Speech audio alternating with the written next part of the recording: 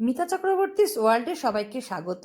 আজকে আমি বানাবো পাউরুটির ফ্রেঞ্চ ফ্রাই ডিম ছাড়া নিরামিষ। কিভাবে করছি সেটা দেখার জন্য তোমরা আমার সাথে থাকো। যারা নতুন তারা আমার চ্যানেল সাবস্ক্রাইব করো।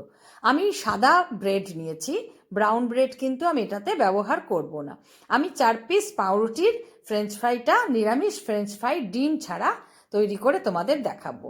এর জন্য লাগবে লবণ, হলুদ, গোলমরিচের গুঁড়ো আর বিট লবণ। এটুকু মশলাই কিন্তু আমার শুধু লাগবে। আর লাগবে পেঁয়াজ কুচি, যারা নিরামিষ খাবে পেঁয়াজটা বাদ দিতে পারো। গ্রেট করে রাখা অর্ধেকটা গাজর, গ্রেট করে রাখা ক্যাপসিকাম, একটা কাঁচা লঙ্কা কুচি।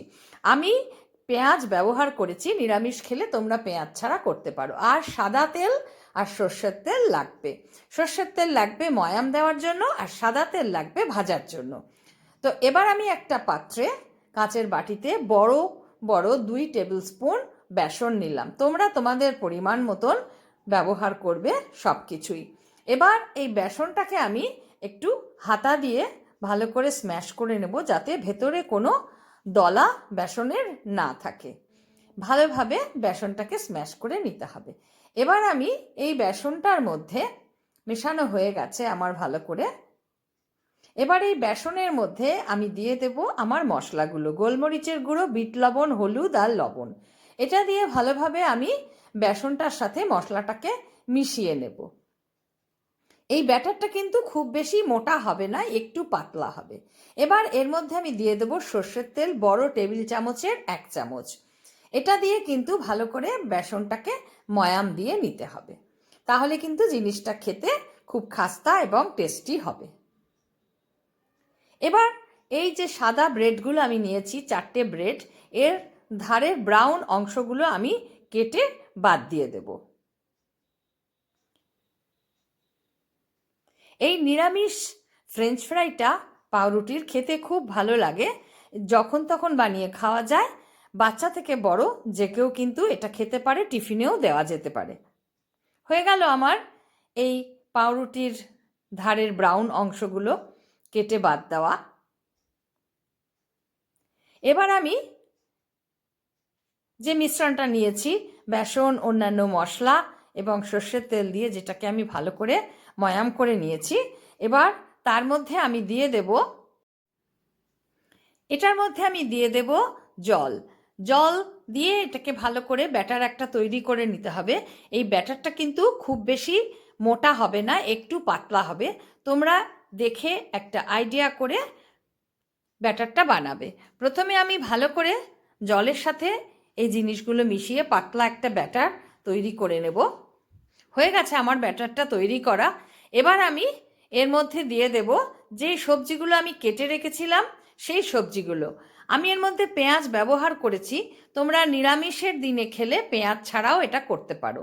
গ্রেট করা গাজর, গ্রেট করা ক্যাপসিকাম, কাঁচা লঙ্কা কুচি, এই সব কিছু দিয়ে এই ব্যাটারটাকে আবার কিন্তু ভালোভাবে সবজির সাথে মিশিয়ে নেব। এই ব্যাটারটা কিন্তু খুব বেশি মোটা হবে না, এটা কিন্তু খেয়াল রাখতে হবে। এই ব্যাটারটা একটু পাতলাই হবে। হয়ে গেছে আমার এই ব্যাটারটা তৈরি করা।